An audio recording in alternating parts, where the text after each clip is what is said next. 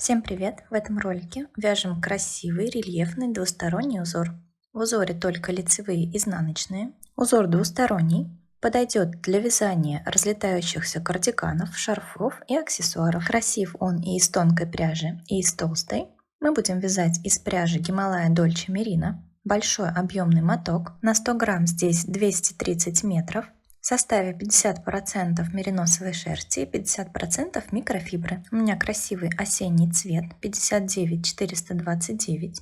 Пряжа на ощупь нежная, не колючая. Нить классической скрутки, в процессе вязания не расслаивается. Производитель рекомендует спицы 3,75-4,5. Узор я вязала на спицах номер 4. Пряжа подойдет и для вязания детских изделий, и для вязания взрослых. После ВТО нить раскрывается и становится мягче. Такая классическая полушерстяная пряжа с отличным метражом для ваших изделий.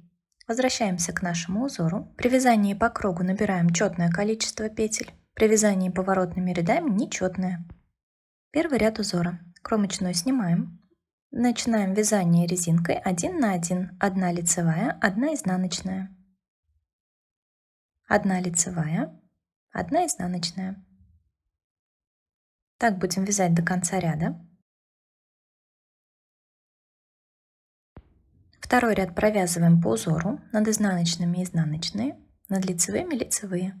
Изнаночные вяжу за переднюю стенку, лицевые за заднюю, чтобы петли не скрещивались. Всегда петли провязывайте за ближайшую стенку. Довязываем второй ряд резинкой 1 на 1. При вязании по кругу 2 ряда одинаковые, 2 ряда провязываем резинкой. В третьем ряду все петли провязываем лицевыми. Опять же следим за расположением стенок, провязываем за ближайшую стенку. При вязании по кругу здесь тоже все петли лицевые.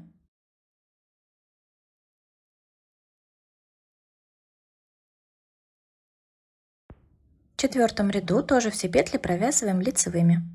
При вязании по кругу здесь все петли будут изнаночными. Довязываем ряд. В пятом ряду тоже резинка 1 на 1, но мы начинали с лицевой, значит сейчас начинаем с изнаночной. 1 изнаночная, 1 лицевая.